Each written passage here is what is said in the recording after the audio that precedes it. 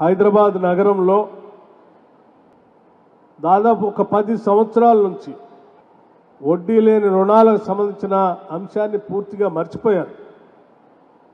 అట్లాగే రాష్ట్ర వ్యాప్తంగా కూడా ఒక దశాబ్ద కాలం అంటే ఒక 10 సంవత్సరాలు మహిళల ఆర్థిక సాధికారత గురించి కానీ వాళ్ళకి ఇచ్చేటువంటి వడ్డీ లేని రుణాల గురించి కానీ పూర్తిగా గాలికి వదిలేశారు.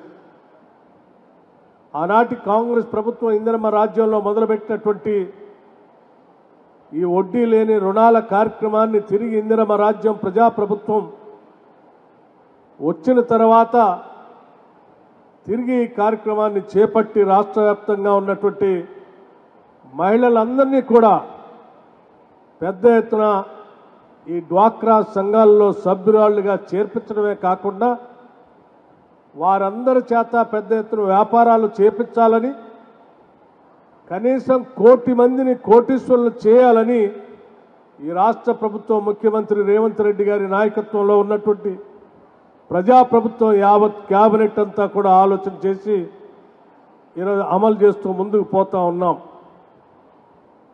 ఆ పోయే కార్యక్రమంలో భాగంగా మొట్టమొదటిగా సంవత్సరానికి 20,000 కోట్ల రూపాయల్ని మహిళా సంఘాలకు వడ్డీ లేని రుణాలు ఇప్పించడం ద్వారా మేము మొదలు పెడతాం కార్యక్రమాన్ని అని చెప్తే చాలామంది రాజకీయ పార్టీల నాయకులు కానీ లేకపోతే మహిళలు ఆర్థికంగా ఎదగకూడదని కోరుకున్నటువంటి వాళ్ళు కానీ అందరూ నవ్వారు.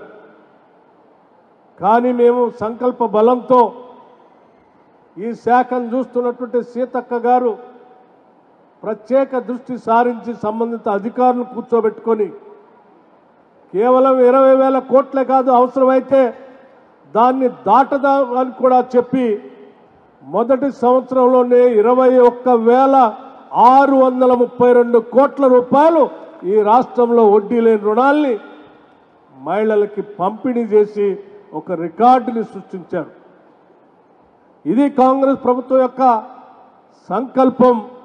ఈ రాష్ట్రంలో ఉన్నటువంటి మహిళల అభివృద్ధి కోసం ఈ రాష్ట్ర ప్రభుత్వం చేపడుతున్నటువంటి ఫలితాలని చెప్పి ఈ సందర్భంగా మీ అందరికీ మనవి చేస్తా ఉన్నాం.